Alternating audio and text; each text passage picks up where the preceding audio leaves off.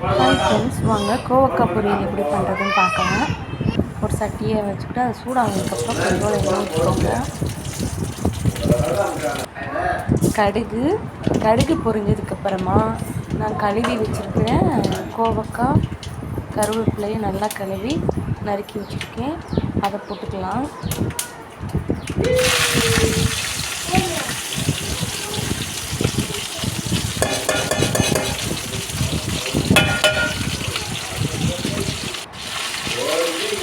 தேவையான அளவு உப்பு, மஞ்சள் தூள் போட்டு நல்லா வெங்காயம் கிண்டி விட்டுட்டு திரும்ப மூடி போட்டு வேக வைங்க.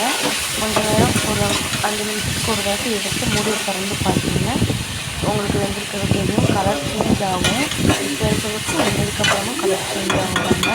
சிம்பிளாக இந்த இது பண்ணிடலாம். இந்த ரெசிபி உங்களுக்கு வேறு ஏதாவது ரெசிபி வேணுன்னா என்னோடய கமெண்ட் பாக்ஸில் கமெண்ட் பண்ணுங்கள். என்னோடய வீடியோஸ் பிடிச்சிங்கன்னா லைக் பண்ணுங்கள், ஷேர் பண்ணுங்கள், சப்ஸ்கிரைப் பண்ணுங்கள். மறந்துடாமல் உங்களுக்கு என்ன ரெசிபி வீடியோ வேணும்னு கமெண்ட் பாக்ஸில் கமெண்ட் பண்ணுங்கள். இந்த மாதிரி மூடி வச்சு வேக வச்சிங்கன்னா வேக வச்சுக்கோமா ஒரு 5 நிமிஷத்துக்கு ஒரு தாட்டி எடுத்து பார்த்தீங்கன்னாலே தெரியும். நல்லா சேஞ்ச் ஆகும் பாருங்கள். சேஞ்ச் ஆனதுக்கப்புறம் நம்மளுக்கு என்ன மிளகாய் பொடி, நம்ம வீட்டில் குழம்பு மிளகாய் தூள் இருந்தாலும் சரி, கடையில் வாங்கின மிளகாய் தூள் இருந்தாலும் சரி, கொஞ்சோண்டு போட்டுட்டு இந்த பாருங்கள் வெந்தவுடனே கலர் மாறிடுச்சு பார்த்திங்கன்னா. ஒரு 5 நிமிஷம் சிம்லேயே அந்த மிளகாத்தூள் வாட போகிற வரையும் வச்சுக்கணும். சுவையான கோவக்காய் பொரியல் ரெடி. இந்த மாதிரி நீங்களும் உங்கள் வீட்டில் செஞ்சு பாருங்கள்.